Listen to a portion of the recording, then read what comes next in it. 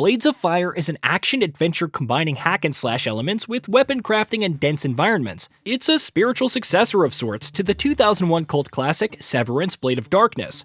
But what makes it so intriguing? Let's dive into everything you should know about Blades of Fire before its launch on May 22nd for Xbox Series X and S, PS5, and PC.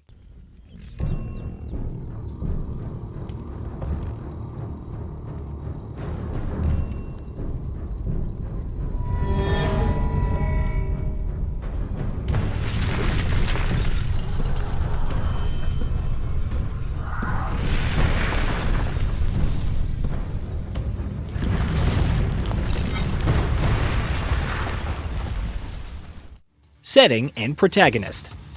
The short version of the story is that everything sucks. The long version is that Queen Lerea has cursed the land's steel and reduced it to stone, though her forces remain unaffected. It's up to Aran de Lira and Adso to stop her.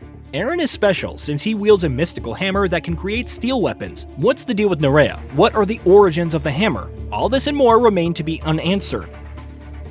Gameplay.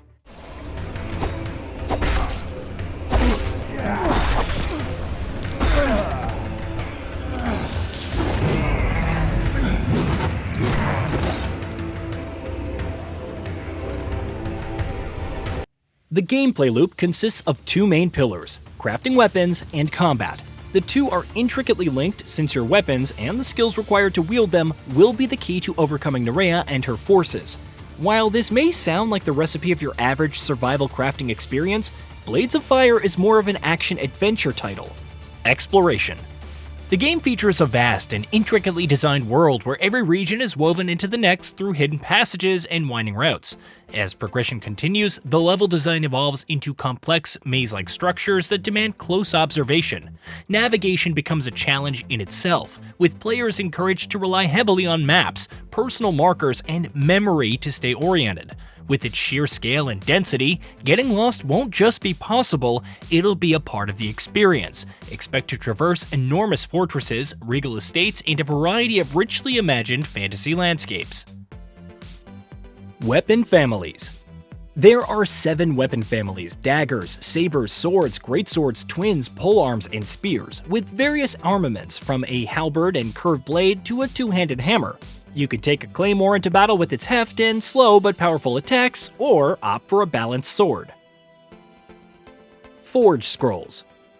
These weapons aren't available to craft right off the bat though. Instead, you'll need to obtain forge scrolls, slay enough of a specific enemy and the scroll becomes available, letting you craft the weapon in question. Over 30 scrolls await with an almost infinite number of weapon combos promised. Damage types.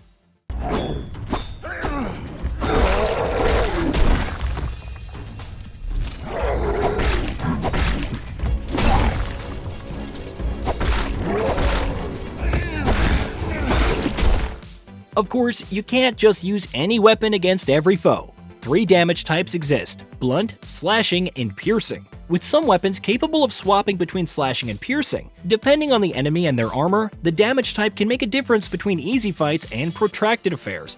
If there are green outlines around enemies, then your weapon's damage type is effective. Red outlines means trouble, and it's best to switch to something else. Making weapons. How do you go about making weapons, gathering materials, slaying numerous monsters, and, with forge scrolls in hand, beginning the blacksmithing process? It sounds simple on the surface, but there is a lot to consider. Weapon stats. To be more specific, 14 different stats dictate your weapon's performance, affecting stamina, weight, blocking, and more. After selecting the right components for a weapon, the actual blacksmithing process begins, where you hammer a weapon, carefully adjusting your strike strength, strike width, and even the tilt. Stats can't be perfectly balanced, and some will inevitably take precedence while others fade away.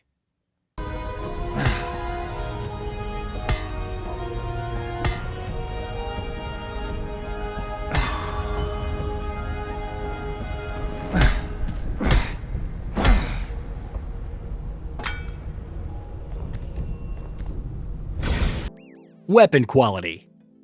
But no matter how finely crafted your weapon, it won't last forever. As the weapon degrades, you'll need to repair it, but even that's limited by the star rating. Depending on the number of stars, you're limited to that exact number of repairs, and once a weapon breaks, it's useless, though you can always dismantle it for crafting materials. Whether the star rating affects how many resources are returned is unknown. Combat.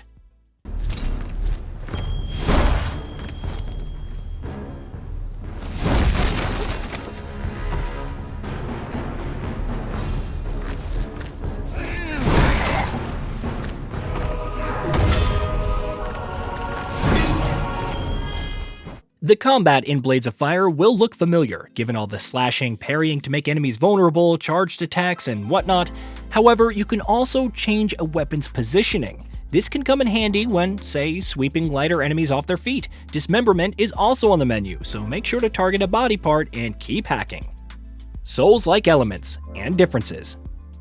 A stamina bar alone doesn't a Souls-like make, but Blades of Fire does employ the classic trope of enemies respawning at checkpoints, which are anvils appropriately enough. However, blocking can regenerate your stamina, attacking from the high ground will consume less stamina, and parrying temporarily grants unlimited stamina. If you fall in combat, then your weapon is dropped at the same spot. You must then backtrack and retrieve it in a neat twist on the whole Walk of Shame. 50+ enemy types. Blades of Fire promises an extensive enemy variety with over 50 types to combat.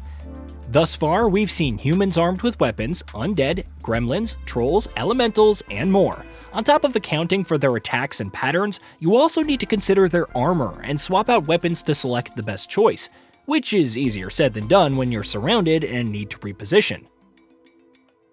Adso's role. Adso is more than just a lore-dumping machine. He'll also follow you around, taking notes on the enemies slain. Take out enough foes and you can fill out the bestiary note for the same. For example, Adso notes that putreds aren't very smart and have mostly predictable attacks, but they're good at ambushes, and those wielding axes can leap attack to deal more damage. 60 to 80 hours of gameplay. Blades of Fire is shaping up to be a surprisingly large experience, with projected playtimes estimated to run between 60 to 80 hours. It's still unclear how much of that includes cutscenes, conversations with Adso, or optional side content. Even so, for a linear action-adventure game without typical open-world elements, the overall scope feels impressively ambitious. PC requirements. The PC's version's minimum requirements include an Intel Core i7-11700KF or AMD Ryzen 5 5800X CPU, 16GB of RAM, and either an NVIDIA GeForce GTX 1070 8GB or AMD Radeon RX 5700 XT 6GB. It's enough to provide 1080p at 60fps on high settings, albeit in performance mode when using AMD FSR. To play 1440p 60fps on high settings and balanced FSR, you'll need a GTX 1080 Ti 11GB or a Radeon RX 6700 XT 12GB. If you're aiming for 4K 60fps on the same settings, an RTX 4070 Super 12GB or an RX 6800 XT 16GB will be needed. Finally, to run the game at 4K 60fps on Ultra with quality FSR, a Core i7-13600K or Ryzen 5 7600X, 16GB of RAM, and an RTX 4080 16GB or a Radeon RX 7900 XTX 24GB are needed. Hey, did you know that we at GamingBolt upload new videos every day? Stick around, drop a like, subscribe, and hit that bell. And let us know what kind of content you'd like to see in the future with a comment below.